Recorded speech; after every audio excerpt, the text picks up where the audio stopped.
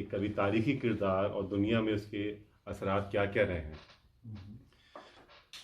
دنیا کی تاریخ پہ اگر نظر ڈالیں تو مرد ہمیشہ ایک اہم کردار ادا کرتا ہے، خواہ وہ جنگوں کے میدان میں ہوں، سیاست کے ایوان میں ہوں، سائنس اور تحقیق کے مراکز میں ہوں، یا پھر معاشرتی ڈھانچے کی تعمیر میں ہوں۔ مرد کی حیثیت ہمیشہ سے طاقت، حکمت اور قیادت سے جڑی رہی ہے، لیکن اس کے ساتھ ساتھ وہ دنیا کی ترقی اور تباہی دونوں کا ذمہ دار بھی رہا ہے اور اس میں اپنا کردار بھی ادا کرتا رہا ہے۔ اگر ہم دورہ قدیم کی بات کریں تو قدیم تہذیبوں میں مرد کو شکار، جنگ اور قیادت کا فطری حقدار سمجھا جاتا تھا۔ ابتدائی انسانوں میں مرد قبیلوں کے محافظ اور خوراک کا بندوبست کرنے والے ہوتے تھے۔ ہم بات کریں مصر، یونان، روم اور ہندوستان کی قدیم تہذیبوں میں بھی مردوں کی حکمرانی کی بڑے بڑے فلسفی، سائنسدان اور جنگجو مرد ہی تھے۔ مصر میں فرعون، جو بادشاہ کے ساتھ ساتھ دیوتا بھی مانا جاتا تھا، ہمیشہ مرد ہی ہوتا تھا۔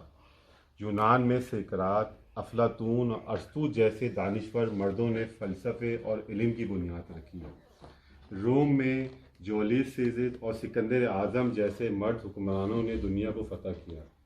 بر صغیر میں اشوکا، چندرگپت، موریہ اور راجہ داہر جیسے قدیم بادشاہ جو مرد ہی رہے ہیں اور حکومت کرتے رہے ہیں۔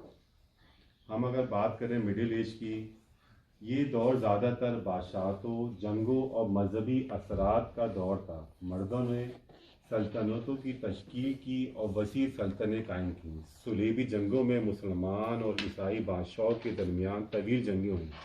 اسی دور میں مسلمان حکمران جیسے صلاح الدین ایوبی، ہارون رشید اور محمود غزنوی نے تعریف رقم کی۔ ہم اگر جدید دور کی بات کریں، آج کے دور کی بات کریں، یہ وہ وقت ہے جب سائنسدان، فلسفہ اور ایجادات نے دنیا کا نقشہ بدلا۔ آئنسٹائن اور نیوٹن، کارل مارکس اور آدم اسمتھ نے اقتصادی، نظریاتی سائنس میں جیسے میں آگے بڑھ کے اس کو ایک نئی روشنی دے دی۔ آج کا دور جو ہے وہ فیصلہ کن دور ہے۔ پہلی اور دوسری جنگی عظیم دور میں مردوں نے فیصلہ کن کردار ادا کیا، جہاں دنیا نے ہٹلر، چرچل، اسٹالین اور قائد اعظم جیسے رہنما دیکھے، اور ساتھ ساتھ ٹیکنالوجی اور سیاست میں مردوں کا کردار بھی نمایاں رہا ہے۔ دنیا کی زیادہ تر حکمران مرد ہی رہے ہیں۔ قائد اعظم محمد علی جناح پاکستان کے بانی رہے، ابراہم لنکن امریکہ میں غلامی کے خاتمے کے ہیرو رہے، نیلسن منڈیلا جنوبی افریقہ میں نسل پرستی کے خلاف جنگ کے خلاف ہمیشہ رہنما بن کے رہے۔ اگر ہم مذہب اور روحانیت کی بات کریں تو تمام بڑے مذاہب کے انبیاء، مذہبی شخصیات مرد ہی رہے ہیں، جیسے کہ حضرت محمد صلی اللہ علیہ وسلم، حضرت عیسیٰ، حضرت موسیٰ، گوتم بدھ اور گرو نانک۔ ہم اگر سماجی اور خاندانی ذمہ داری کی طرف اگر جائیں تو مرد ہمیشہ سے خاندان کا سربراہ رہا ہے، جو اپنی بیوی، بچوں اور والدین کے لیے ایک سہارا بنتا ہے۔ اسلامی تعلیمات کے مطابق مرد کی ذمہ داری ہے کہ وہ اپنے گھر والوں کے لیے روزی کمائے، انہیں تحفظ دے اور ان کے لیے ایک اچھا رول ماڈل بنے۔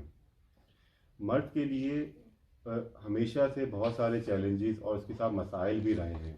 پہلے مردوں کو صرف کمانے اور گھر کی سربراہی کا ذمہ دار سمجھا جاتا تھا، لیکن اب خواتین بھی برابری کے مواقع حاصل کر رہی ہیں۔ مرد پر ہمیشہ طاقت اور سخت رہنے کا دباؤ ہوتا ہے، جس کی وجہ سے وہ اپنے جذبات کو ظاہر کرنے میں جھجکتے ہیں۔ تاریخ میں ہمیشہ مردوں کو جنگوں کی استعمال کیا گیا ہے، مگر آج بھی مختلف ممالک میں نوجوان مردوں کو فوجی بھرتی کے نام پہ جنگوں پہ دھکیلا جاتا ہے۔